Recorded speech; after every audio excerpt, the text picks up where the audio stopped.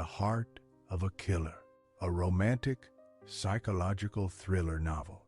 Chapter 1. Arrival. The ferry crossed the iron-gray waters of the northern sea, its bow cutting a wound through the mist. The sky above was the color of ash, heavy with clouds that never seemed to break. Standing at the railing, Elara Voss drew her coat closer around her body. The air was bitter, tasting of salt and iron. She kept her eyes on the distant cliffs, where the outline of the asylum slowly emerged from the fog. Blackmore Asylum. The building stood like a black crown upon the cliff's edge, its spires weathered by centuries of storms. It had once been a monastery, a place where monks chanted prayers into the wind. Now it was a fortress for men whose prayers had turned to screams. Its windows glowed faintly in the fog, yellow eyes watching the sea. Elara's gloved hand tightened on the railing. She told herself she was here for research, for clinical purpose, for science. She repeated it like a mantra, but the words did little to still the unease coiled in her stomach. She had studied killers before. She had sat across from violent men, from liars and manipulators, but none of them carried the name she now held in the file, pressed to her chest. Lucien Hale. 7 women, 7 deaths. Each one discovered in her own bed, her face peaceful, lips faintly curved as if smiling in sleep. No wounds, no signs of struggle. Only a single white lily placed with careful precision on the chest. The newspapers had called him the gentleman butcher. He had been captured not through force, but because he had allowed himself to be. Since then he had spoken to no one, not the police, not the guards, not even the psychiatrists who had tried before her. Elara had been chosen because she was patient, precise, and unafraid of silence. At least, that was the reason given. The truth was less flattering. She was willing. Others had refused. The ferry docked at the small harbor. A car waited on the cobblestones, its engine humming in the fog. The driver, an older man with a beard as gray as the sea, opened the door without a word. As they ascended the narrow road toward the cliffs, he finally spoke, his voice low and rough. "It's a cursed place, Doctor. I study the mind, not curses," she replied. He gave a humorless laugh. "You'll find they are the same thing here." The gates of the asylum groaned as they opened. Beyond them stretched a courtyard of stone, surrounded by walls high enough to block even the wind. Armed guards watched from their posts, rifles glinting under the dim light. Inside, silence reigned.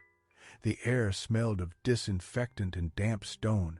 The warden, a tall man with silver hair and a soldier's posture, met her with a curt nod. "Dr. Voss, you are here for Subject 7. Lucien Hale," she corrected. "Names are luxuries. Here, numbers suffice." She followed him down the corridor. Doors lined the walls, each one heavier than the last. Behind them lay voices, some muttering, some weeping, some screaming without pause. The sound grew fainter as they descended deeper, as if even madness dared not follow where she was being led. Finally, they reached a room divided by a wall of reinforced glass. 2 steel tables faced one another on opposite sides, each with a single chair, and there he was. Lucien Hale sat waiting, hands resting loosely on the table, though they were bound by cuffs. His posture was perfect, his dark hair falling in a careless wave across his forehead. He looked almost serene, like a man posing for a portrait rather than a prisoner awaiting judgment. When he lifted his gaze to hers, her breath caught. His eyes were gray, storm-dark, calm yet unyielding. They held none of the frenzy she had prepared for, None of the madness she had studied in countless case files. Instead, they carried something far more dangerous: patience. "Good morning, doctor," he said, his voice low and smooth as velvet. "Mr. Hale," she replied. The corner of his mouth curved into the faintest smile. "I have been waiting for you." Chapter 2. The Silence Between. The first session lasted 3 hours. Elara asked questions, her pen scratching across the page. He answered few of them, and when he did, the words were oblique, elusive, designed to circle rather than strike. "Why did you kill them? Do you believe in dreams, doctor? This is not about me. It never is, until it is," she pressed on. "Why the lilies?" "Because they surrender," he said softly. "They do not resist when they die." She wrote the words down, though they unsettled her. His tone was not cruel. It was reverent, as though speaking of something holy. At one point she asked, "Do you feel remorse?"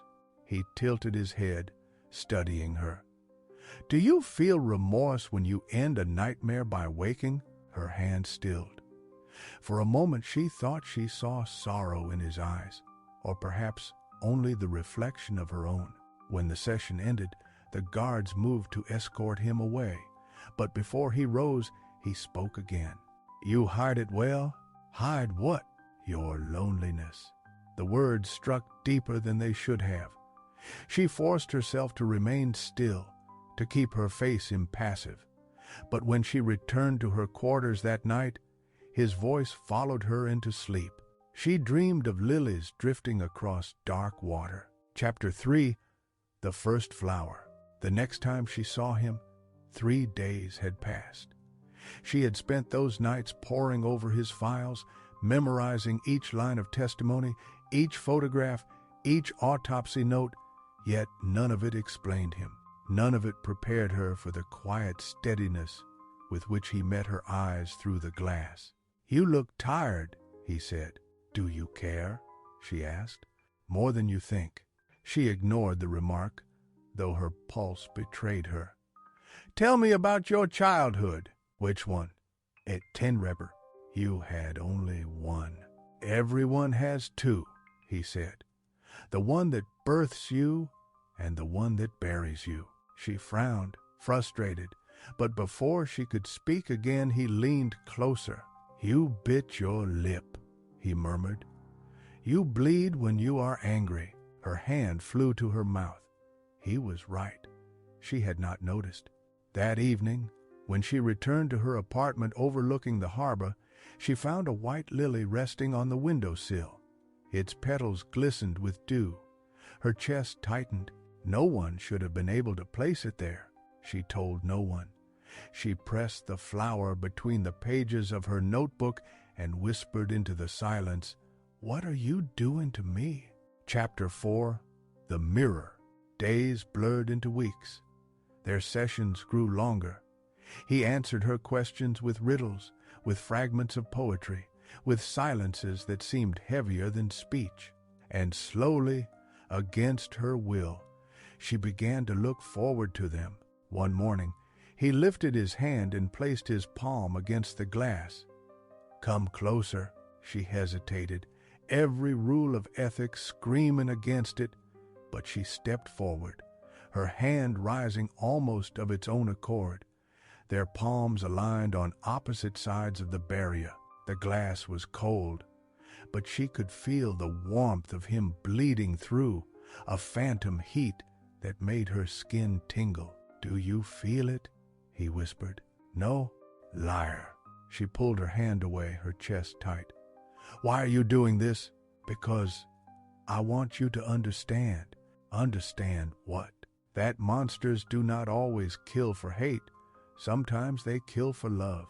And his words lodged inside her like a thorn. That night, she dreamed again. This time the glass was gone. He stepped out of the darkness, shirt unbuttoned, rain sliding across his chest. His mouth found hers, slow at first, then desperate. She woke, gasping, lips trembling as though touched. On the floor beside her bed lay another lily. Chapter 5. The Shadow. The storm that rolled across the coast that night seemed endless. Rain lashed against the windows of her apartment, the wind howled like something alive, and Elara lay awake, staring at the ceiling. She had not dreamed since the last flower appeared. It was as if sleep itself feared what her mind would conjure. When morning came, the world was drowned in fog. The harbor disappeared beneath it, the lighthouse reduced to a faint pulse of light. Elara rose, dressed, and went to the asylum. Her steps echoed through the hallways like drops of water falling into a well. The guards nodded as she passed, their eyes hollow from the night shift. Lucien waited, as always, perfectly still behind the glass. The same faint smile, the same unshaken composure. It infuriated her, and it fascinated her. He never asked about his confinement, never complained about the cold, never seemed to notice the passing of time. He only watched her as though she were the one imprisoned. "Do you ever regret it?" she asked without preamble. He studied her, the faintest trace of amusement touching his lips. Regret requires belief in a better choice. "So you don't? Regret is for those who have something left to lose." "You had 7 women," she said sharply, "each one with a name, a life. Did none of them matter?" "Everything that matters is temporary," he said softly. "Even beauty dies." "That's not an answer. It is the only one I have." Her pen moved across the page, though her hand trembled slightly. She hated that he could unsettle her with so few words. When she looked up again, he was leaning closer to the glass. "You've been dreaming again," he said. She froze. "How do you know?" "And Saver is Saveria, because your eyes betray you. You see me even when I am not there." She forced herself to meet his gaze. "You're imagining things," he smiled faintly. "Perhaps, or perhaps you are." She left the session before the guards had to remind her that time was over. The corridor outside seemed narrower than usual, the light harsher. She felt him watching her long after the door closed. Chapter 6. The Patient Files. Elara spent that evening in the archives, deep below the main building where the old records were kept. Dust floated in the air, thick and glittering in the beam of her lamp. Rows of shelves stretched into the darkness, filled with files that chronicled decades of madness. She found Lucien's original intake report, written in a warden's hurried scrawl. It said little beyond the basic facts. Male, 33, former architect, no prior record, voluntary surrender. There were medical notes too: heart rate steady, reflexes normal, no signs of psychosis, no indication of substance use. It was as though he had been created already finished, perfectly sane, perfectly aware, perfectly unrepentant. She turned the page and found a photograph, his arrest photo. He looked younger, the same calm expression, the same composure, as though he had posed for a painting rather than being captured by the police. The only thing different was his eyes. They looked brighter, alive with something that the current Lucien had buried deep beneath serenity. She found, beneath the reports, letters written by the victims before their deaths, fragments of journals, diary entries, letters never sent. Each spoke of a man they had met briefly, an artist, a traveler, a man of impossible charm and unshakable calm.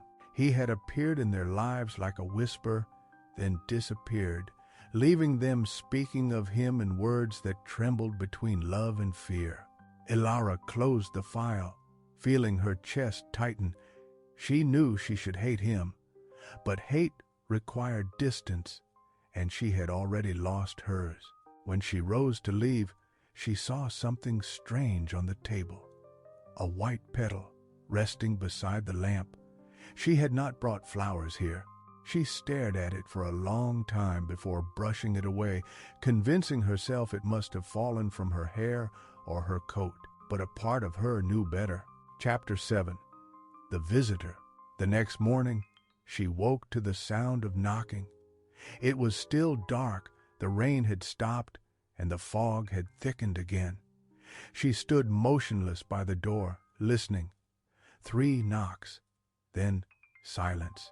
When she opened it, the hallway was empty. On the floor lay a folded piece of paper. Inside, a single line written in careful handwriting. "You do not have to understand me to belong to me." Her heart thudded. She crushed the paper in her hand and went straight to the asylum. Lucien was already there, his expression unreadable. "Who brought this to me?" she demanded, showing him the note through the glass. He glanced at it once, then looked back at her. "Someone who wishes to remind you of what you already know." "Was it you?" He smiled slightly. "Would it matter if it was?" "It matters to me." "Then perhaps it was." She pressed her palm to the glass. "Stop this." "Stop what?" "Invading my life, my home, my mind."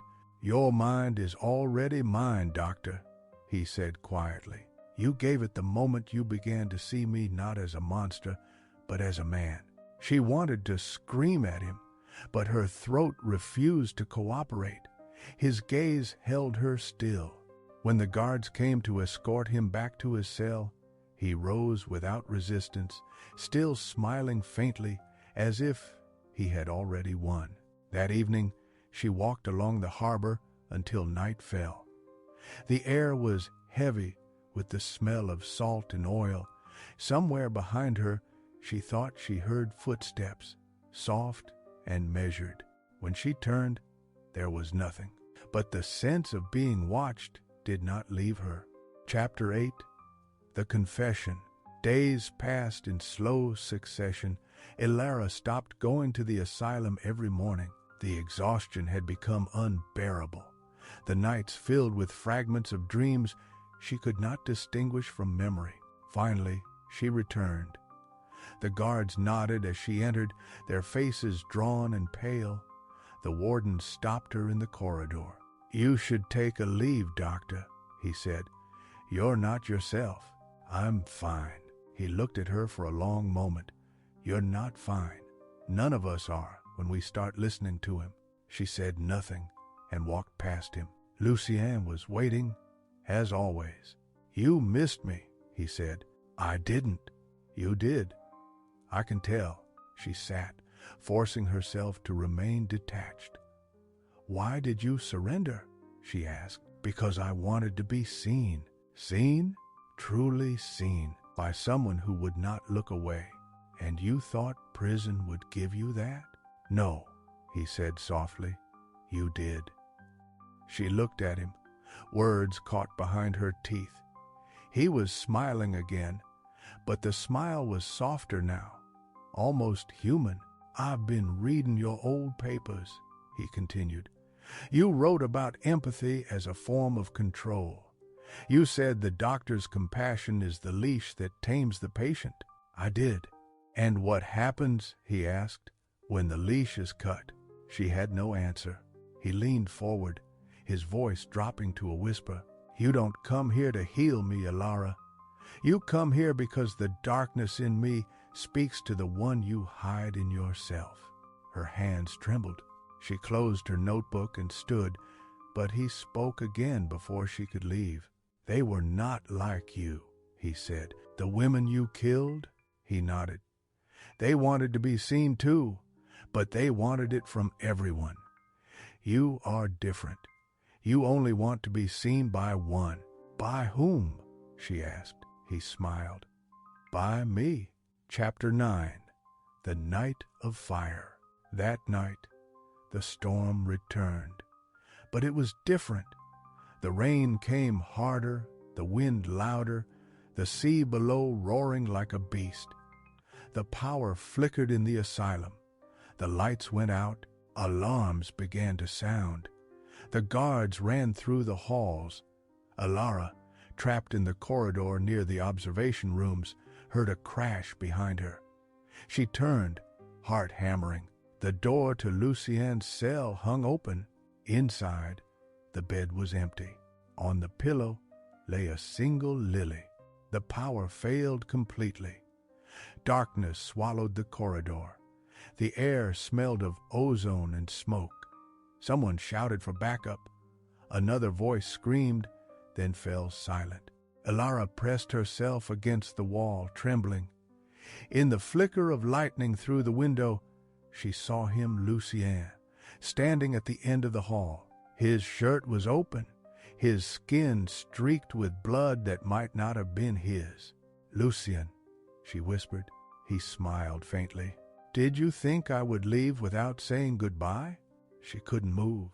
He walked toward her slowly, silently. When he was close enough, he reached out and brushed his fingers against her cheek. His hand was warm. "Don't follow me," he said. "Where will you go?" "Wherever you dream of me." The next flash of lightning blinded her. When her vision cleared, he was gone. Chapter 10. The Aftermath. The morning after the escape, Blackmore stood in ruin. The courtyard was slick with rain and blood, the walls scorched black from a fire that had started in one of the upper wards. Smoke drifted through the air, heavy and sour. A dozen prisoners were dead, 4 guards missing, and Lucien Hale was gone. The warden's voice was hoarse from shouting orders. "He must have had help," he said. "No one gets out of Blackmore alive." Elara stood beside him, staring at the cracked glass wall of the observation room. The reflection staring back at her looked older, thinner, and haunted. Her hands trembled, though she kept them hidden inside her coat pockets. "You saw him last," the warden said. "Did he say anything?" She hesitated. "No, nothing at all?" She shook her head. "Nothing."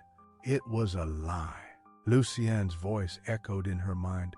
"Wherever you dream of me." That night, she left the asylum for the last time. The gates closed behind her with a final metallic echo that seemed to seal something far more than a building. The world outside felt wrong, too bright, too empty, too alive. At home she undressed in silence. The wind howling outside like the sea itself had turned to grief. On the table beside her bed lay her notebook. She opened it to the last page she had written and found, in handwriting that was not hers, a single line. "Do not mourn me. The world will, soon enough." Chapter 11. The City of Mirrors. 2 weeks later, she left the coast. She told herself she needed distance, that the city would offer noise enough to drown the silence. She rented a small flat above a bookshop in the old quarter. The days were filled with routine coffee, reading, the pretense of living, but the nights belonged to him. She began to dream again, not of lilies or of the asylum, but of his voice. Sometimes he spoke softly, whispering her name. Sometimes he said nothing at all and simply watched her from the edge of darkness. When she woke, she would find petals on the floor, white, fragile, always damp with dew. The first murder appeared in the newspapers 3 weeks after the escape. A woman found in her home, asleep forever, a lily on her chest. The police called it a copycat. The journalists called it his return. Elara didn't know which frightened her more. She began walking the streets at night, following no path, her eyes searching every face. Once she thought she saw him, a tall figure in a long coat, standing beneath a street lamp. When she ran toward him, the man turned. It was not Lucien, but his smile was the same. Chapter 12. The Interview The police came for her the next morning, not with handcuffs, but with questions. Inspector Roland Vale was polite, formal, and precise. "Dr. Voss," he began, "you were the last person to see Lucien Hale alive." "I was the last to see him in confinement," she corrected. "That distinction may not matter soon. 3 women are dead. The same method, the same flower. And you think he's come back?" He studied her. "I think he never left." She sat, motionless. "If you know where he is, doctor, tell me now." "I don't." "But you dream of him, don't you?" The question froze her. "How did you?" He smiled thinly. "It's in your eyes." After the interview, she went home shaking. The inspector's words echoed inside her like footsteps in a tunnel. She poured whiskey into a glass and sat by the window. The city outside was quiet. The air had that stillness that comes before a storm. She wondered if Lucien was watching her even now. She wondered if he had ever truly left her alone. When she turned from the window, she found another lily on the table. Chapter 13. The Return. It was past midnight when she heard the knock. 3 slow beats. Her breath stopped. The sound was exactly as it had been that night, months ago, in the asylum, the rhythm of inevitability. She stood still, every part of her body suspended between terror and longing. When she finally opened the door, he was there. Lucien. He looked different, thinner, paler, but his eyes were the same, calm, luminous, and infinite. The rain had soaked through his coat. Droplets slid down his face and caught the faint light like tears. She tried to speak, but no words came. He stepped past her and closed the door behind him. "You shouldn't have come," she whispered. "Neither should you," he said softly. She turned toward him.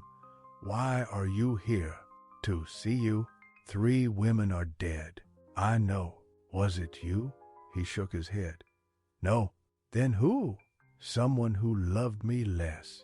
The silence between them stretched like a wire pulled too tight. Finally she whispered, "You need to leave." "I will, but not yet." He took off his coat and sat down, dripping water onto the floor. The scent of rain filled the room.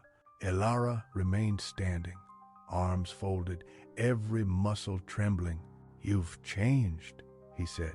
"So have you." "No. I only shed what the world gave me." "What does that mean?" "It means I no longer belong to them.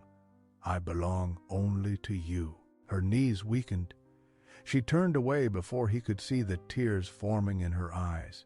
"Don't say that," she whispered. "Why not?" "Because I might believe you." He stood and came to her, slow and deliberate. She felt him before he touched her, the heat of his breath, the scent of his skin. When he reached out, she didn't step back. His fingers brushed her jaw, his thumb tracing the line of her throat. "Do you want me to stop?" he asked. "Yes." "Say it again." "Had no friends." "Yes," he smiled. "Liar." When his lips met hers, the world disappeared. Chapter 14. The morning after. She woke alone. The rain had stopped. The city was pale and silent beneath the dawn. On the pillow beside her lay a lily. She touched the petals. They were cool, as if newly cut. For a moment she thought she had dreamed it all.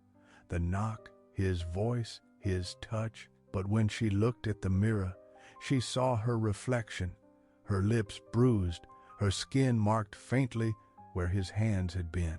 There was blood on the edge of the window frame. The newspapers arrived before noon. Another body had been found. The same signature. She folded the paper without reading the rest. Her hands were shaking too badly to hold it. She poured a cup of coffee she did not drink and sat at the table. The note he had left beside the flower was written in the same delicate, deliberate script she had seen before. I told you once that monsters kill for love. I meant it. She stared at the words for a long time. When the clock struck noon, she finally stood. She dressed, put on her coat, and walked into the rain. She didn't know where she was going, only that she had to move, to find him, to end what had begun the moment they had met. The fog swallowed her as she stepped into the street. Chapter 15. The Search. The fog was so thick that day it felt like walking through memory. The streets of the old quarter were almost deserted, the cobblestones slick with last night's rain. Elara moved without direction, her coat heavy, her thoughts heavier still. Every alley looked familiar. Every shadow seemed to hide a figure that might have been him. She told herself she was searching for answers. In truth, she was searching for him, for Lucien. The police had posted sketches of his face on nearly every corner. The drawings did not capture him. They made him look ordinary. Lucien Hale was not ordinary. He could not be confined to ink and paper.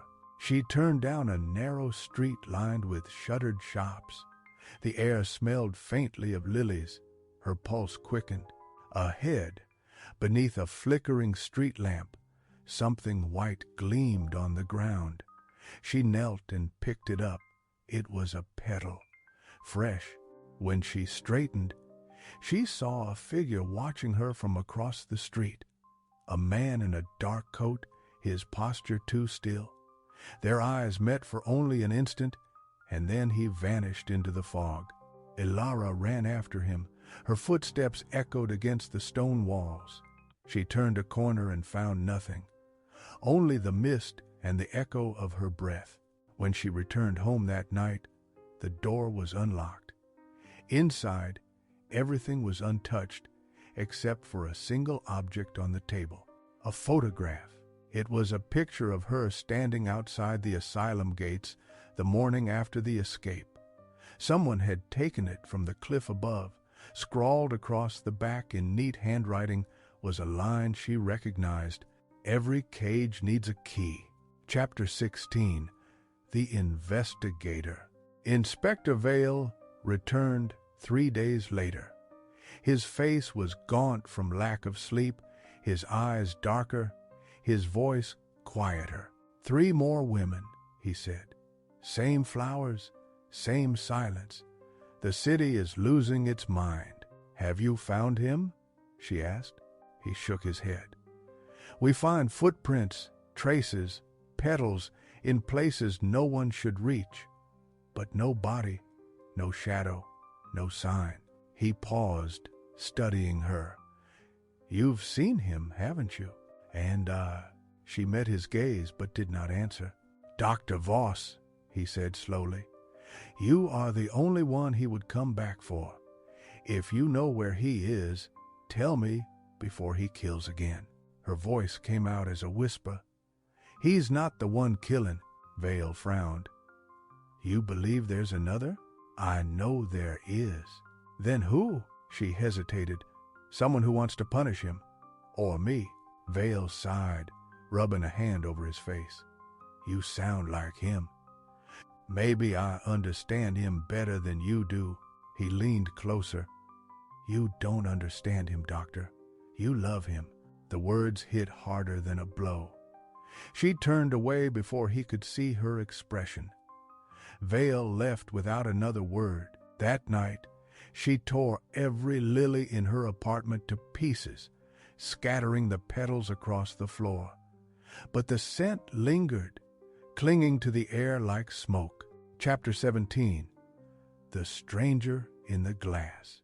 Elara began to see him everywhere. On the tram, in reflections, in dreams. Sometimes she would wake to find the imprint of a hand on the fogged glass of her window. Though she lived on the 5th floor, she stopped sleeping. She drank coffee until her hands shook. She covered every mirror in the apartment, unable to bear the thought of seeing him standing behind her again. On the fourth night of her insomnia, she heard the creak of the floorboards. Slow, deliberate.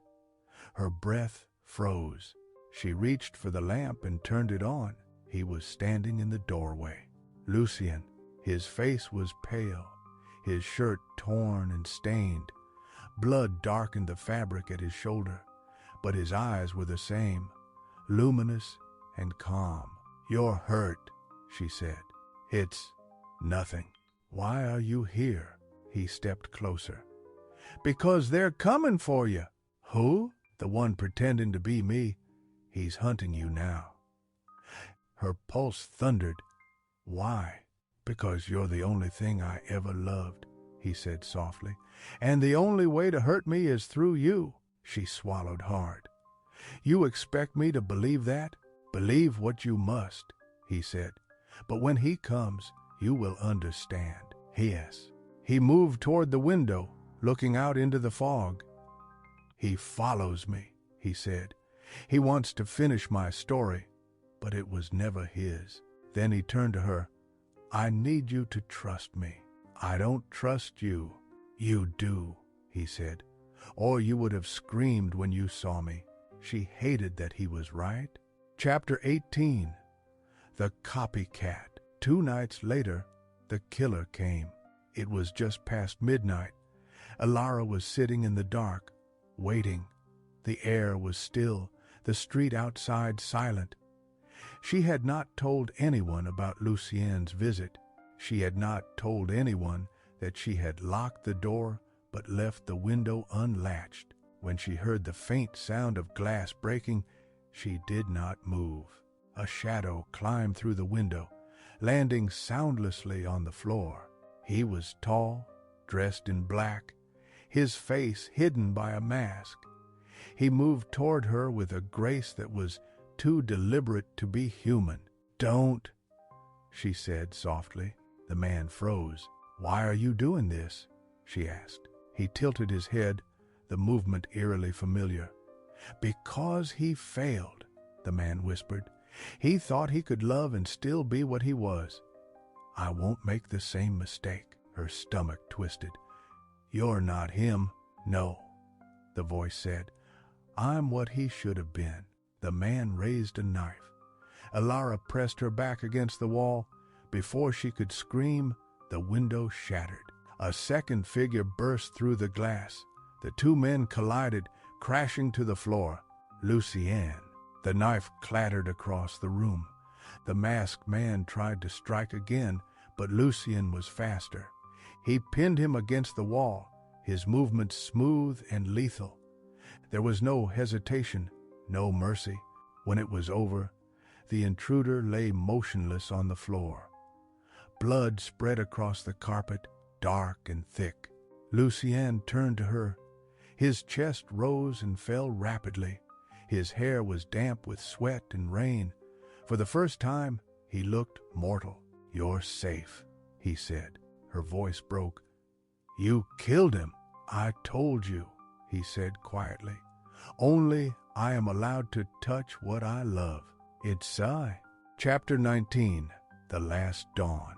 The police came at dawn. Vale himself led the team. They found the body of the intruder, but Lucien was gone again. There was no trace of his escape, no footprints, no blood, no evidence that he had ever been there at all. Vale questioned her for hours. She said nothing. Not because she wanted to protect Lucien, but because she no longer knew which parts of the story were real. After the police left, she wandered through the apartment in silence. The morning light spilled across the floor, soft and gold. On the table lay a single lily. She picked it up and turned it in her fingers. It was fresh, too fresh. She sat by the window until the sun began to set. For the first time in months, she felt calm, empty but calm. Then she saw him. Lucien was standing across the street, coat billowing in the wind, eyes fixed on her window. For a long time, neither of them moved. Then he raised his hand in a silent farewell. She pressed her palm to the glass. But when she blinked, he was gone. Chapter 20. The Heart of a Killer. Elara left the city a week later. She returned to the coast, to the cliffs where the asylum once stood. The building was gone now, destroyed by the fire that had followed his escape. Only the foundations remained, a skeleton of stone and ash. The wind whipped at her hair. Below, the sea crashed against the rocks. She closed her eyes and listened. The sound was almost like a heartbeat. She opened her hand. In her palm lay a folded piece of paper. The handwriting was unmistakable, elegant, deliberate, steady. "Love is the only crime I would commit again." She read it once, then again, her vision blurring. The paper slipped from her fingers, caught by the wind, and vanished over the cliff's edge. For a long time, she stood there, motionless. When she finally turned to leave, she saw something lying in the grass. A single white lily, glistening with dew though there had been no rain. She smiled, softly, sadly, and whispered into the wind, "I know, hid man." Then she walked away, her footsteps fading into the sound of the sea. The fog rolled back from the cliffs. Somewhere beyond it, unseen, a man walked alone along the shoreline. His eyes were closed, his expression calm. His heart, if it still beat at all, belonged to her. He had been called a killer, a monster, a myth. But in the end, he was only what love had made of him,